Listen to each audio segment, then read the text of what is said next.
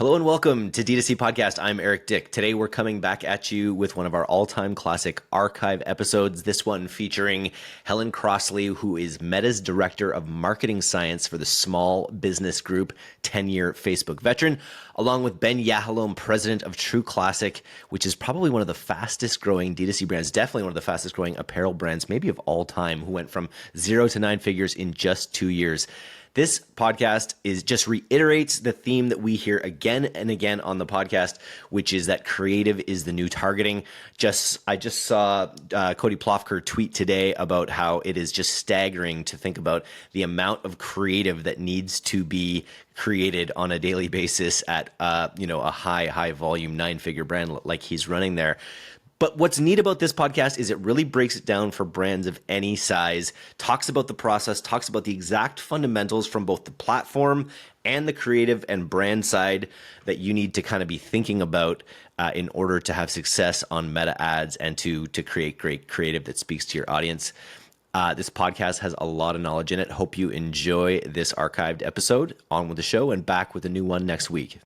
If you really are serious about making these platforms work for you, be intentional about it. You don't need to be a big brand to understand who's my customer, what's my product market fit, how do I think about a creative or a range of creatives that are really going to speak to that. Creative is the biggest single ever to really move the needle. And when we talk about creative, a lot of people immediately think the colors of your ads, the aesthetic. It's really not about that, as it is about truly understanding your customer, because ultimately those customers, they don't care if you hit your targets or you're growing fast enough or you're profitable. They don't care. They just have a problem that they may or may not even be aware of that they're trying to solve, and you're trying to convince them that you are that solution for their problem. So focus on that.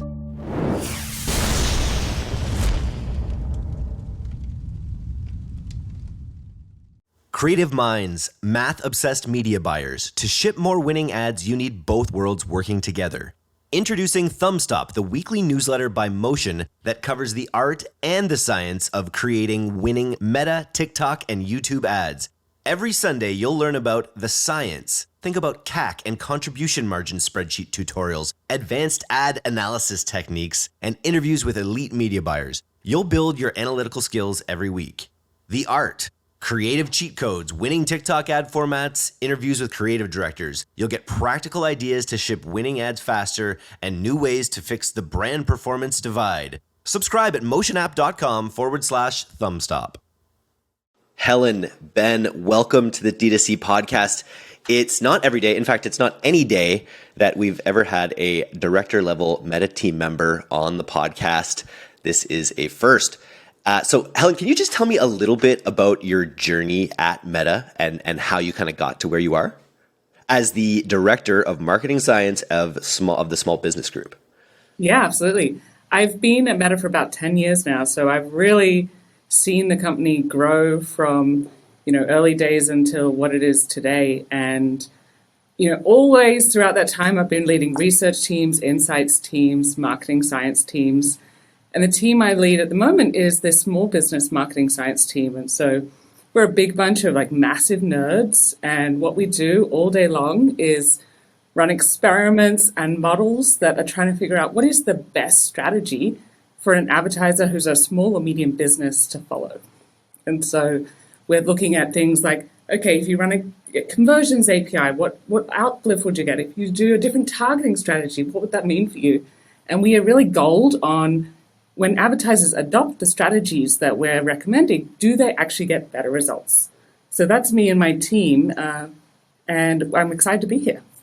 How many people are on the marketing science team in the small and medium business group? We're a pretty agile team. We're not a very large team at Meta. We're about 30, 40 people, and lots of different backgrounds, different people, but all of us interested in helping advertisers get better results. Yeah, it's I've been in the performance marketing game now since around 2005. 5 I was just looking at, which is just wild. And so it's great to know that on the platform side, you have a team of people testing, because that's what we talk about on the podcast all the time, is just sort of constantly testing every variable that you have in order to test. So it's awesome to hear, obviously, that Meta has a team of dedicated people testing this stuff out all the time. I can't imagine the variables that go into coming up with a set of rules that kind of are best practices, right? Because brands are so different across the board. You've got a brand like True Classic, which Ben is here to represent, which has just had incredible scale on the platform. It's a brand that I just see everywhere. So Ben, congratulations on that. And I got to say, when it rains, it pours. We have our first director level person from Meta, and we also have one of the most omnipresent brands that is in my feed everywhere with True Classic. Welcome to the podcast, Ben. Thank you for having me. Super glad to be here. Can you give me your story a little bit at True Classic and what brought you to the brand? Yeah, of course. So True Classic was founded back in 2019 in the summer, about, 3.5 years ago, with a pretty simple idea of our purpose is to make every man globally look good and feel good. And we deliver on that by initially designing the best fitted t-shirt of the highest quality and offer it for a fair price point. So there was a lot of research and development and went into that initial SKU. How can we reinvent a t-shirt in 2019? As you can imagine, it's not an easy task going into a commoditized space. And we really did it. And the product market fit was just insane out of the gate.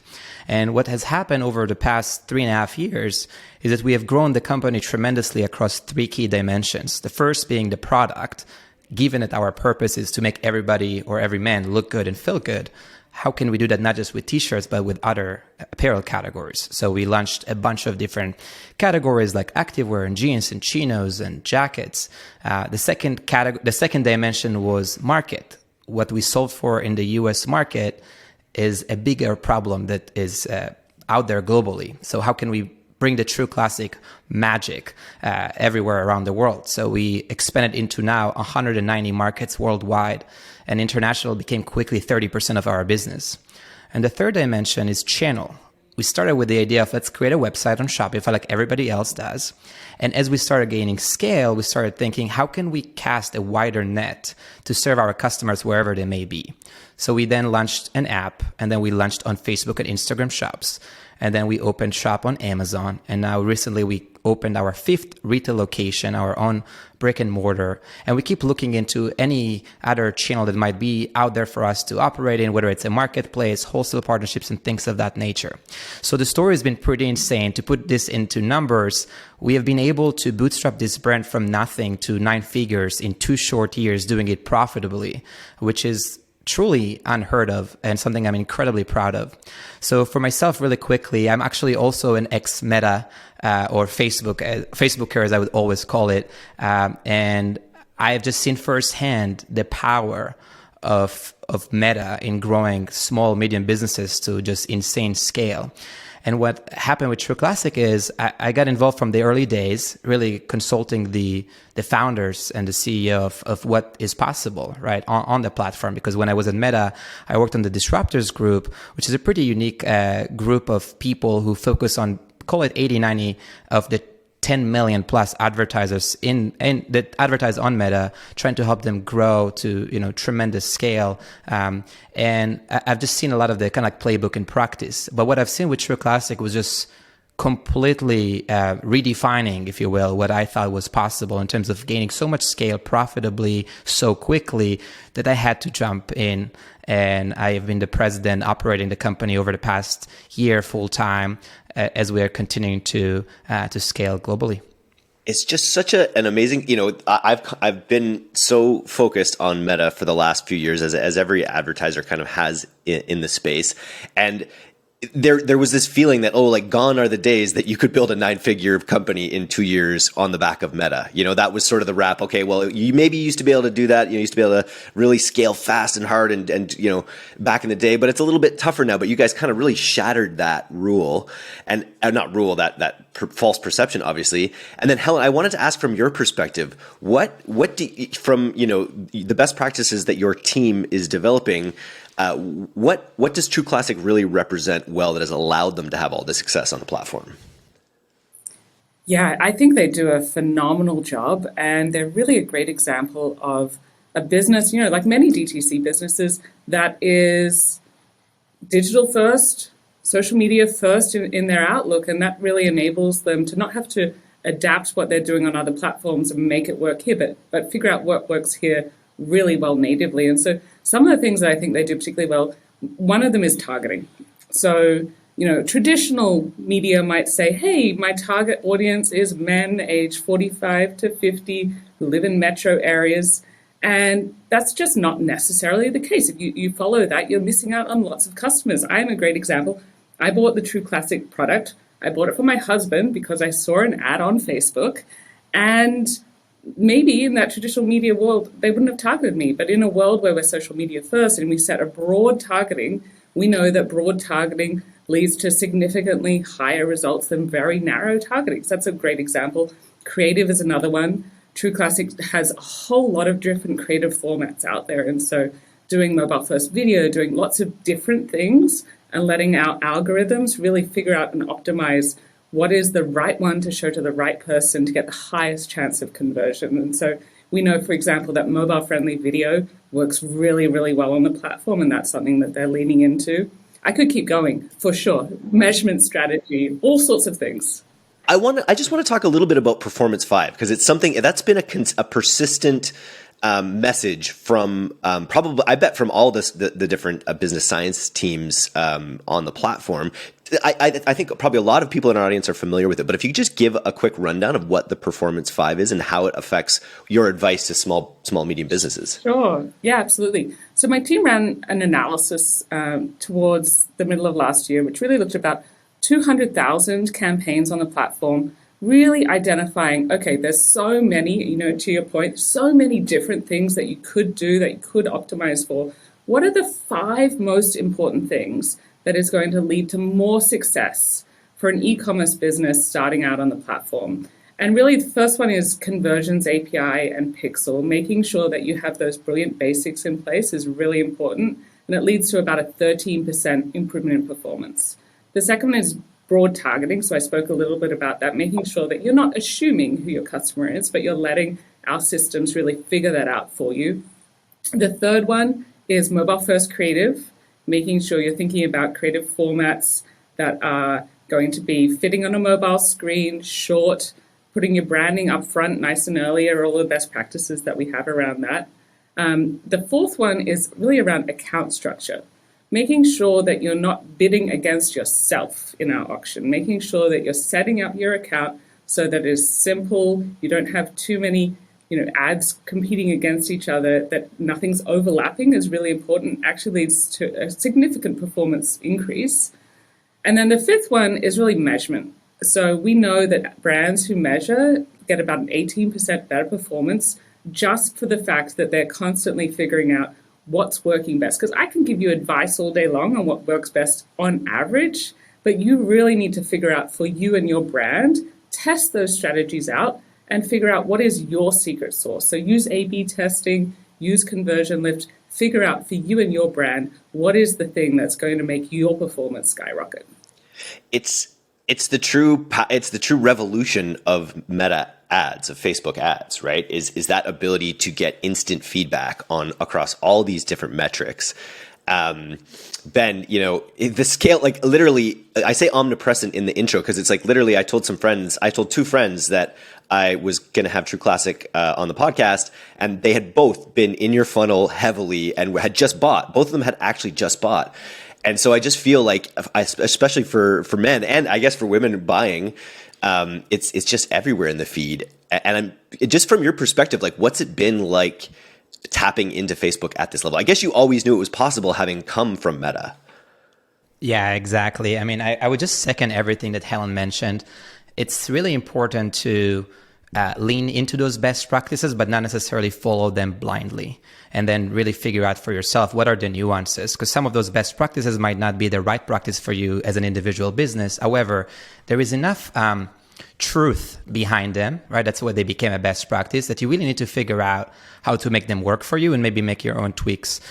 it's been just unbelievable to watch it on the brand side and what Meta is truly capable of. And I'm not playing favorites here. I truly believe it, even though I was an ex-Facebooker, that nothing is quite like that out there. You can't be, spending 6 figures daily and still get the return that you need to make ends meet and acquire customers at a break even or even profitably on pretty much any other platform.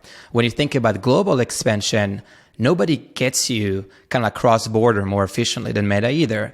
And, if I'm thinking over this past year, iOS 14 was a big, discussion point, and maybe the whole evolution or around kind of like privacy first and what it did for a lot of brands. And I think to Helen's point around targeting, it almost forced a lot of people to forgo some of the, more narrow targeting options that they may have had used previously, if it's custom audiences and things like that, where audiences has started to shrink. So it almost forced you to start going broad. And what we see, which is really interesting, and I think it's another point that Helen brought up, is when we go broad, it's not that we don't target, is that we let our creative do the targeting for us.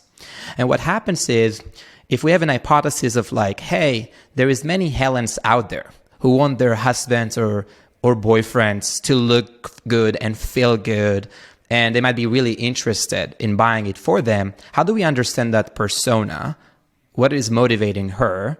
What is her potential, kind of like hook that is going to resonate with her? Let's develop that creative and put it out there.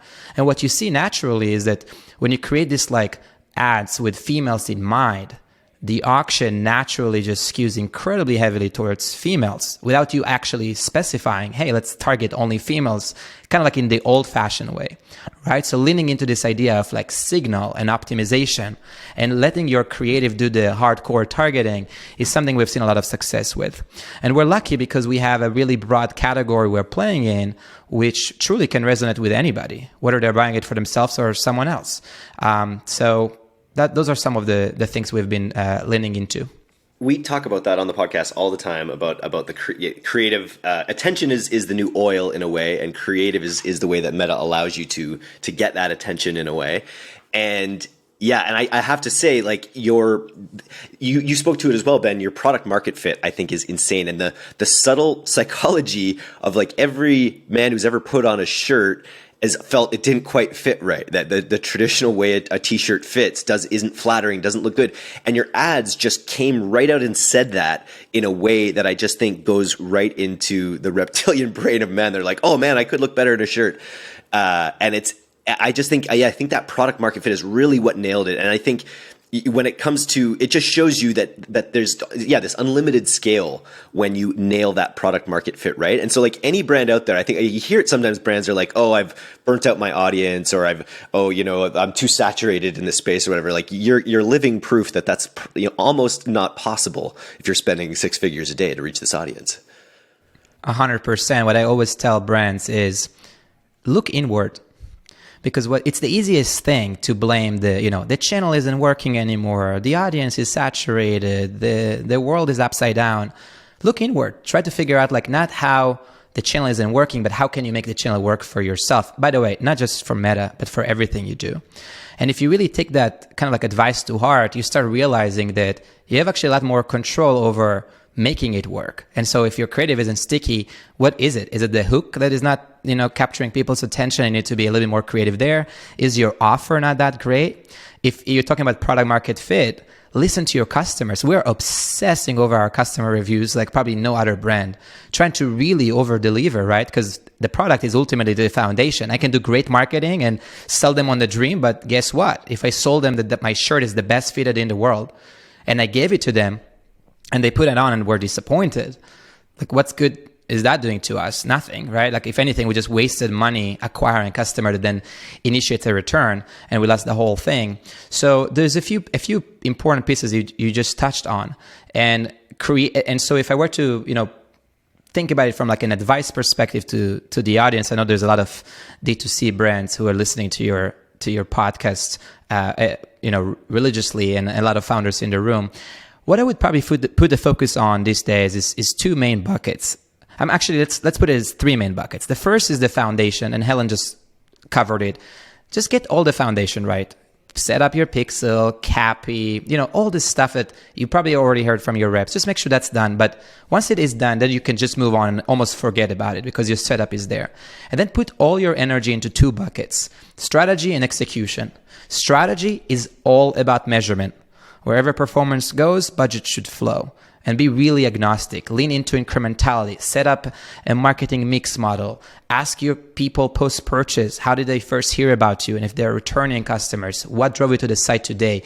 Really, really try to understand what is working, why it's working, and take this data-driven approach and lean on any partner you have in that area. So if you're one of the lucky ones that get, Helen and her team's support on measurement science, I would, hatch onto it and get as much of their time as possible to really help you do that. Brand lift studies, conversion lift studies, there is a plethora of tools out there to really get this strategy right and understand how to move the needle. When it comes to execution, it's all about creative. And creative is the biggest single ever within your control as a brand to really move the needle. And when we talk about creative, a lot of people immediately think about just, the creative elements being the colors of your ads or, the aesthetic. It's really not about that, in my opinion, as it is about truly, truly understanding your customer, truly understanding what motivates them, what might be a barrier for them from making a purchase, who they are buying for, why they're buying, and leaning into this psychology-based creative approach. Because ultimately those customers don't care about what you do as a brand. They don't care if you hit your targets or you're growing fast enough or you're profitable. They don't care. They just have a problem that they may or may not even be aware of that they're trying to solve, and you're trying to convince them that you are that solution for their problem. So focus on that with different hooks, with different messages, with different formats until you figure out with the measurement what's working. This is where I would put all the energy these days. And personally, I would steer clear of the old way of marketing where people put a lot of effort on media buying hacks and hyper targeting and segmentation and all of those things that perhaps used to work well back in the day. But I personally don't believe that this is where it's at right now. Helen, anything to add on there? Yeah, just one thing. I think, everything that Ben said plus one.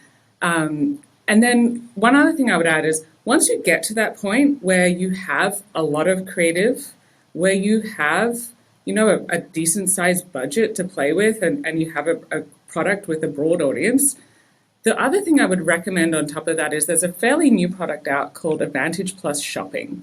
And it came out in around the fall of last year. And what it does is it adds an AI layer to all of those decisions and makes it a whole lot easier for you. So 100% what Ben said, it's not about necessarily the hack of this or that, because the system will actually do that for you. And I have to say the buzz around this product has been really incredibly positive. We're seeing brands just getting really great results across the board. I think, many, many case studies out there that you can have a look at. But that's one. Pilot House, for sure. We talk about it on the podcast, for sure. I think they're running it head to head on almost every campaign, and it's doing quite well. Yes, test it. My advice always is test it. It might not be your silver bullet, but for a lot of brands, particularly in the DTC space who have, technical term, what I call a lot of liquidity. So lots of creative, big target audience, a bit of budget to play with. It's working really nicely. I've been a hacky media buyer for, a very long time now. And this idea of testing this technical thing and testing this technical thing. Then on the other spectrum, you've got the platforms that are trying to take as many of those decisions in-house as possible because they have the broadest picture. And I feel like there's always this little bit of a tug between the platforms wanting to have more broader control and then the hacky media buyers trying to do less. So I'm interested to see how this plays out. Ben, where are you guys with Advantage Plus? Oh, this has been a huge, huge unlock for us, and perhaps the single most meaningful product release for growth marketers by Meta since the iOS 14 chaos as unleashed on all of us. This has been just it's almost like a miracle, if you will, when you look at just pure performance and you do exactly what you both said that you should do, which is test it. Right. That's what every time I'm coming across, a hacky media buyer, and I come across them daily, as you can imagine, being in this space, I always say I would I would love for you to hack the system. Just prove it. Prove that you're able to do a better job at scale, more efficiently. And then let's follow your lead. I mean, again, my approach is to follow the data. ASC specifically has proven us over and over again to just be better, perform better, more scalable. And yes, it does come with, you basically unleashing control. And as you can imagine, going back to the human psychology, growth marketers are no different. Who doesn't like to be in control? I don't know a lot of people who would say, I hate control. I want to relinquish it and just trust the machine and let it do its thing, right? So it's very counterintuitive, especially for people who have been trained in this industry to, have full control over the audiences and their budgets and how they pace and what ads spend and all of that good stuff. There is another thing, not to get too philosophical here, which I think is interesting, where if you are a leader, you need to really make your team understand that they don't need to force kind of proving their value. And what I've seen in the industry is that media buyers feel like, well, look, if ASC is doing a better job than me hacking the account, then what the heck am I doing here, right? And so they're almost trying really hard to make themselves kind of seem valuable. And so what I would recommend as the brand leader is to say look, it's not about that. There's plenty to do. Just take your time and effort and energy and put it in the right spots. So instead of focusing on that, take it and just focus on, again, the creative, the customer, understand them better, understand how to talk to them in a way that resonates, right? You can spend all day, every day, putting all your energy and juice in that. And what Meta and others, even if you think about Google with Performance Max, and I mean, this is where everything is going, right? AI. This is the year of AI. I think it's like a true AI or robotics revolution we are kind of all entering this year, is that it just frees you up to delegate some of this stuff to the bots, if you will, trust that they can do a better job, and move on and elevate yourself to be a true marketer and focus on the things that you can make a difference on. And so that's how we've been leaning into it. And again, every time something goes down, actually, let me put it this way: before it even goes down, we are the first to participate in those alphas and betas and tests. We are going all in. We try to prove it out. If we see success, we are probably the fastest movers out there in terms of changing our way of thinking, and very open-minded and not married to any status quo idea. We just, again, try to see what performs best and lean in fully. Helen, are you able to talk about when you guys get involved with brands? Ben mentioned earlier just a little bit about some of the reports and some of the ways that this business science team has been able to help. Can you expand a little bit on when in a business's life cycle your team might get involved and how you might be able to help? Yeah, sure. So my team specifically, we work with advertisers, not one-to-one, but we work on making sure that everything that we're putting out there as Meta, so whether that's in an email or maybe you're getting a call from a rep, making sure that is grounded in best practices and solid advice, and then ensuring that a brand has all of the self-serve tools that they might need to be able to execute on some of what Ben was talking about. So, you don't need me to run an A/B test. It's all there in the platform for you, and it works really well. And so my team specifically is not engaging one-to-one with clients, but there are other marketing scientist teams across the company who do at times engage with clients when they do have a particular kind of measurement challenge or a question that they're trying to figure out for their performance specifically. Very cool. Anything? I think you mentioned the Performance 5, obviously, but because we have a lot of big brands in this audience, we have a lot of aspirational brands as well, brands just starting out. Do you have any what's your sort of most pared down advice maybe for brands who are really just starting out, maybe beyond the Performance 5? Yeah. So the biggest thing I see small brands starting out do wrong, honestly, is chucking $20 and a pretty average creative at the system to run a test and see if it works and expecting that to work well. I think if you really are serious about making these platforms work, will you be intentional about it? Really spend a little bit of time thinking about all the things that Ben talked about. You don't need to be a big brand to understand who is my customer, who is my what's my product market fit? How do I think about a creative or a range of creatives that are really going to speak to that I can test out? So just being a little bit intentional when you're starting out will lead to dramatically increased chance of success. So that is my number one piece of advice for people getting started. And my number two piece of advice is measure. So have a measurement strategy to know, did that work? What was I expecting? What would work better? Use A/B testing, use all of the reporting surfaces to have an idea of what particularly is working, so you're not sitting there guessing. Huge. I think Ben mentioned it earlier, but that post-purchase survey as a way to have that other data point, like obviously the on-platform data, which is getting better and better, as well as that external point as well. How do you guys think about measurement at this point, Ben? I'm sure you guys have measured things 6 ways to Sunday. How does your team think about measurement?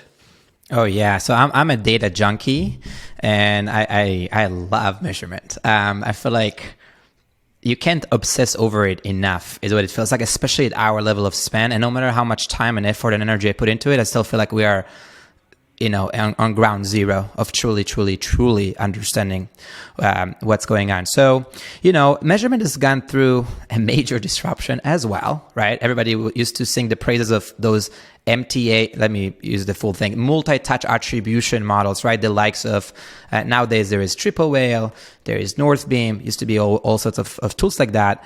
But then all this shift to privacy and has happened and really just broke all those models. So the reality is people don't even know who is coming from where. Last click is completely broken. I'll just throw it out of the window. It means nothing in reality. And so what we do to bring this to life, aside from articulating the problem that we're all facing, because it's everybody's problem, is a few things. One is realize there is no single source of truth anymore, not that I'm aware of. It's all about this idea of triangulation, right? You're trying to just try different methods to put it together and figure out what feels right. And so we divide it into 2 categories. The first category is around budget allocation, right? That's like high level. You have a bunch of channels. We are kind of like on all of them. So you have the Meta channels, you have Google, you have YouTube, you have TikTok, you have direct mail and podcasts and TV and just everything that you can imagine. How should you optimize that mix, right? And so ultimately, if you're a brand, you're starting to think about like, well, what do I value? For us, it's about, top line revenue and profitability. So I need to know what is driving that. So there is this concept of a marketing mix model that's trying to say, okay, let's look at all the things together and see how are they driving those outcomes that you value, right? So you do this, it's basically a regression model. So you trying to understand if there is a relationship. If I'm spending more on Meta, do I start seeing revenue and profit comes through or not? And if so, how strong is that relationship and what is the coefficient, right? So you start there, you run the survey, which is also really insightful in terms of how people first heard about you, what drove them to the store. You run incrementality studies with the partners and or with other partners. So partners being kind of like you can run it with Meta and Google, etc., but you can also run it with third parties, whether it's like a GeoLift tool like Measured, which is one we use. And that all together is what you're trying to figure out when you're trying to figure out like how to allocate your budget. Then there is the intra-platform optimization, kind of cross tactics. Which ad performs the best? What ad set should I put more money into? And for that, we use those MTA models. So we use Triple Whale all the time, as well as on platform. And that is perfectly great signal to understand is A doing better than B. Not how great they're doing in aggregate, right? Because if you did that, you would go and put all your money into, let's say, branded search that on the surface, on the last click, tells you that you have a 15x ROAS and you would be a gazillionaire just putting all your money into this, right? And so you can see is branded search doing better or worse compared to itself over time, but really understand essentially what tool in the measurement toolbox is good for what decision, right? And then build a framework around that. And we go really, really deep and try to fully understand not just top line revenue, which is what everybody is like stopping at, but down to like our contribution profit. So really understand your unit economics. What are you paying in payment processing fees, in product COGS, in shipping, in fulfillment pick and pack? What's the expected return rate and the cost of those returns and the expected exchange rate and the cost of those exchanges? Really understand your business all the way down to that contribution margin or profit so you can spend accordingly, right? And if you are a brand that's trying to grow from 4 to 5 to 6 to 7 and so on figures, I can't stress enough how important it is to understand your business P&L, like truly do, so you can spend more confidently and understand can I make ends meet if I were to scale 2x, 3x, 10x, right? Totally. We jumped down the attribution rabbit hole there, which I love. But Helen, I wanted to go back to what you said a little bit about the mistakes. The first mistake you see brands make, which is that they throw an average creative at the system, throw it $20, and they say go, and they expect magic. So, as an alternative to that, for brands out there who are getting started, what do you recommend? Like, if we talk to Ben, ask him how many creatives their team are pumping out in a week, it's going to be a very different answer than maybe what these beginners are. But that being said, with creative being this absolute necessary fuel, how would you advise brands who are just starting out approach creative in terms of that velocity or volume that they need to have on a platform like Meta? I would recommend. So there's kind of two schools of thought here, right? So the first school of thought is figure out one thing that works really nicely. So do one thing, and if you're only going to do one thing, it would be a mobile-friendly video with a nice branding up front and a nice hook, and try and get something great. The second school of thought is quantity, not quality necessarily, and try and get the system to optimize for you. I think the truth is somewhere in between. So if you have one great mobile-friendly video, and then a range of like a static image, a few different copies that you can test out. If you have 5 to 10 pieces that you feel good about, you're probably in good shape. You don't need 100 or 1,000 by any means to get started. But one thing that is important is variation. So giving it, different imagery, different look and feel, different hook in each one. That is really what you want to be ensuring. So one great mobile-friendly video and a couple of pieces that look and feel different from that is the best advice I would give. And by the way, just on like that, the talking about measurement and attribution that Ben was saying, never mind AI putting me out of a job. I think Ben is going to put me out of a job because I could not give a better answer to that measurement discussion in terms of like just the way we recommend businesses to measure, to test, to understand what's working for them. Triangulation, and even just going in depth about what you're comparing against what. I think that's unique to think about as well. Ben, on the creative side, flex it like what? Well, first of all, I'd ask back to your beginning days. What were the creatives that really connected, that made you guys realize, or made the team realize that this company could be huge? Was it those high levels, like, because the videos that I see all the time are the ones where it's the guys discussing the t-shirt, a girl discussing how her guy looks in a t-shirt, and again, just getting to that psychological angle in a really clear and even low budget way. Some of them are higher budget, some of them are lower budget. But from your perspective, what have been the creatives that have drove it? Yeah, I mean, look, we are all in this like attention economy is what I call it, right? And it's so it's getting just increasingly more difficult to get people to really care. And so you need to think about, those trends in the context of like what would make someone call it like to stop the scroll or pay attention, right? Or whatever the case might be. And what we have found, and I think it probably is in line with Meta's best practices, is that it's ultimately all about authenticity and kind of like what would resonate, right? So if you think about it, let's say you are in your shoes, right? Who would you believe more? Me hiring models and telling you how great True Classic is, or other customers showing it to you on themselves and raving about how amazing the product is, right? This whole concept of what people call UGC or user-generated content, right? You would prove yourself pretty quickly that this UGC thing works really well. But why? Right? Because it's really almost like the best form of social proof. And if you go back to psychology, it's one of the most proven ways to get people to believe you and want to follow suit, right? So we leaned really heavily into those concepts, right? With influencers, with user-generated content, trying to create very, very, very authentic, funny, edgy content for our users. We don't take ourselves too seriously. We're not trying to be this most polished brand who speaks kind of like super high level and makes all, brand-oriented CMOs the most proud of their marketing output. We don't care at all about it.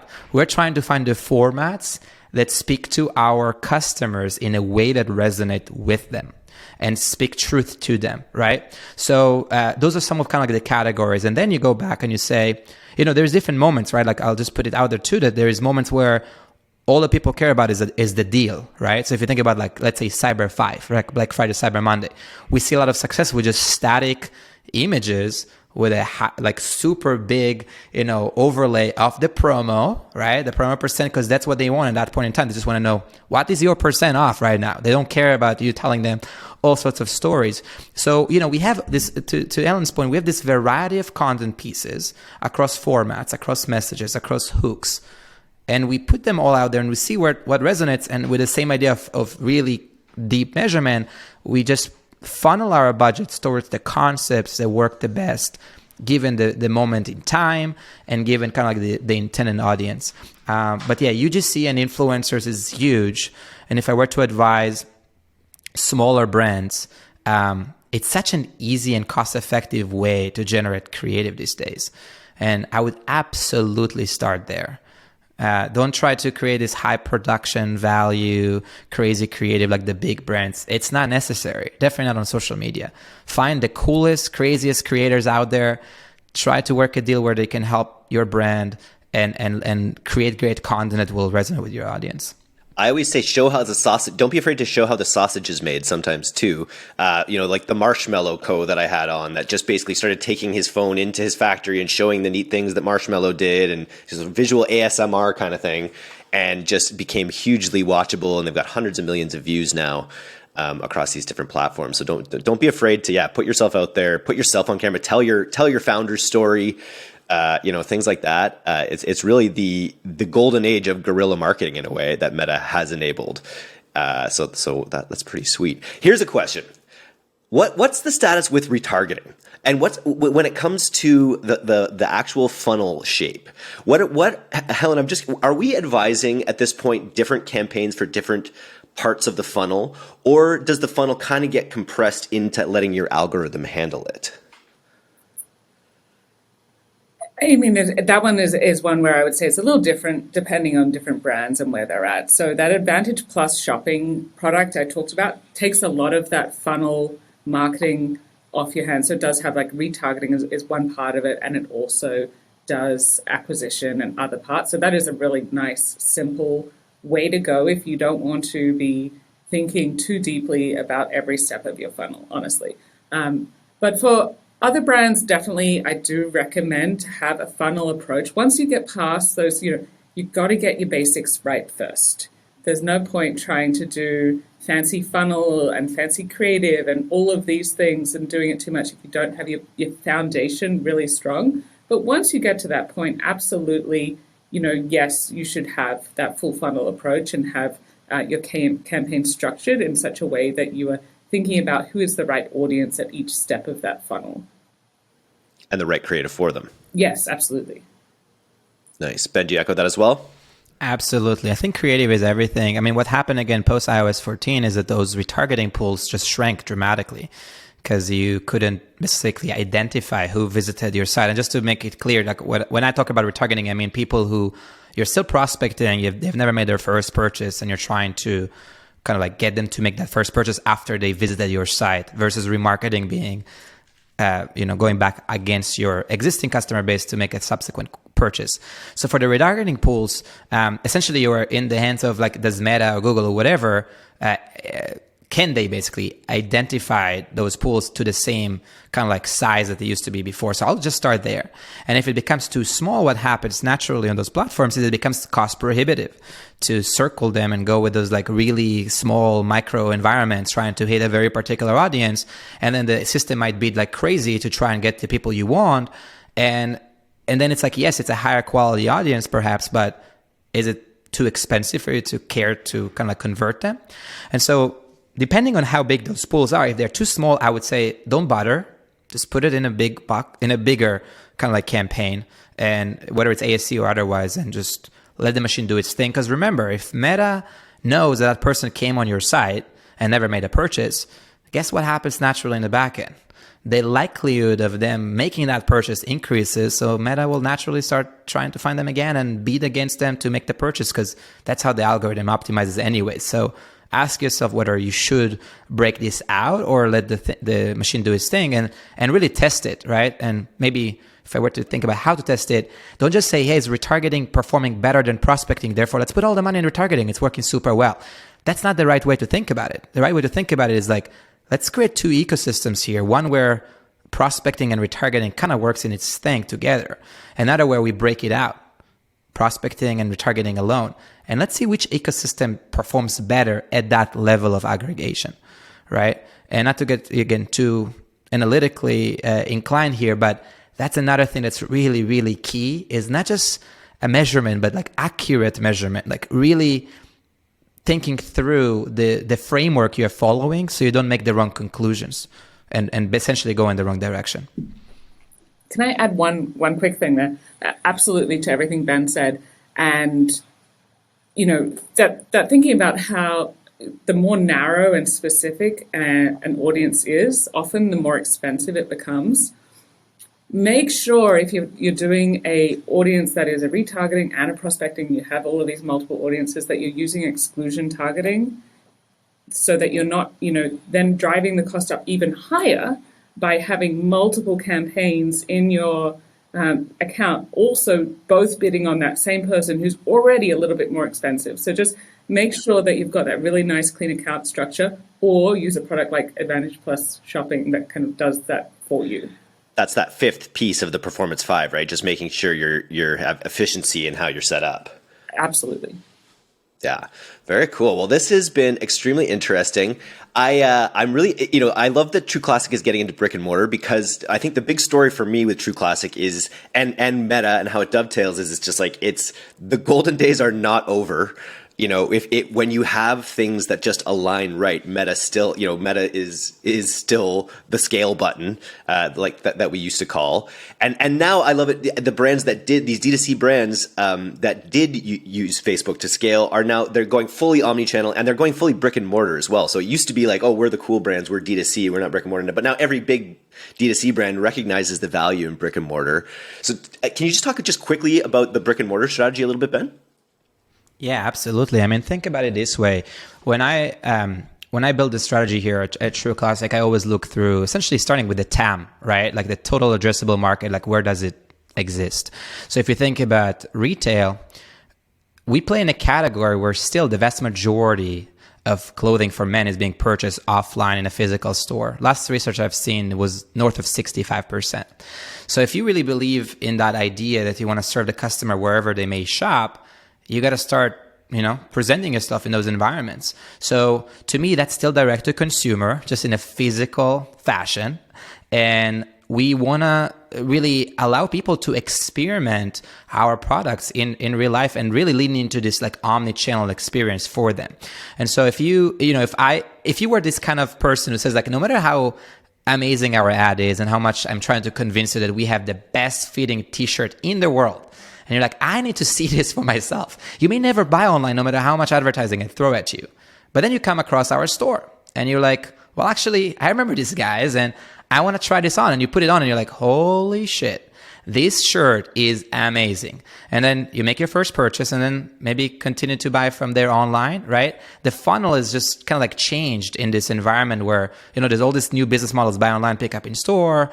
And what we start to see too is we ask those survey questions and we see people that buy online. And when you ask them, where did you first hear about us? They say in the retail location, and buy in retail. And when they first heard about us, it's online. And so it's really just understanding that customers don't think about you in terms of like your website or your app or your store. Like they just think about you as a brand, and they may come across you as a brand in many different channels, right? So as we advertise so aggressively, what we're trying to do in a nutshell is to cast a much wider net to interact with our customers, again, wherever they may shop.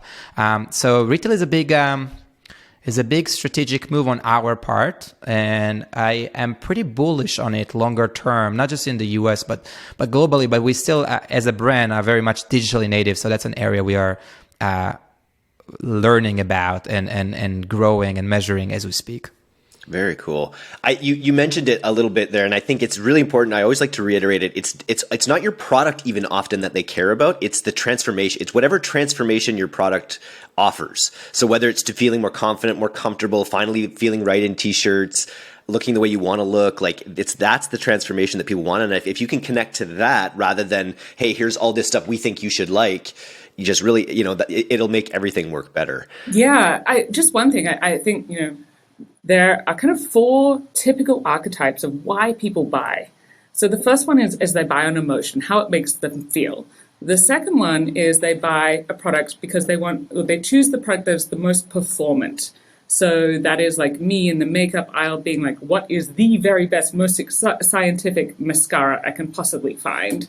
The third is value. So they just want the best value that their money can buy. And the fourth is sensory. Those are the ones who care about the look, the feel, the scent. So when they're in the supermarket aisle buying shampoo and you see someone there sniffing it, that is the sensory shopper. And so, really with that true classic, as they're coming into those retail environments, there is a sensory shopper who cares about how that t-shirt feels. There's an emotional shopper who cares about how it makes them feel, as well as the feeling of the fabric itself.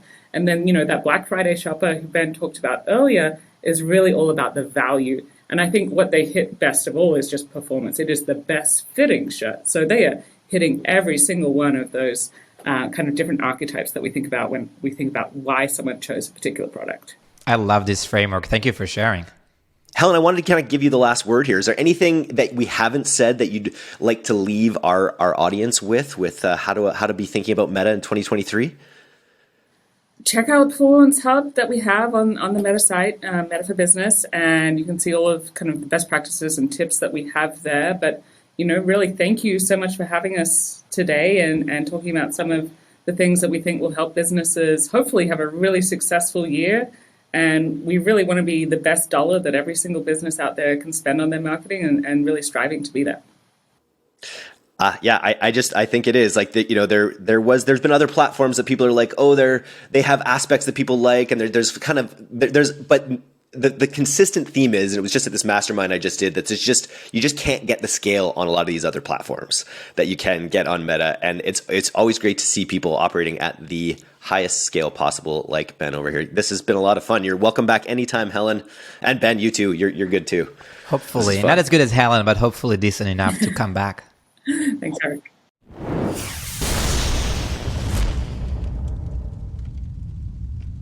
Thanks so much for listening to today's episode. If you're not a subscriber to our newsletter, you can do that right now at direct-to-consumer, all one word, .co. I'm Eric Dick, and this has been the D2C Podcast. We'll see you next time.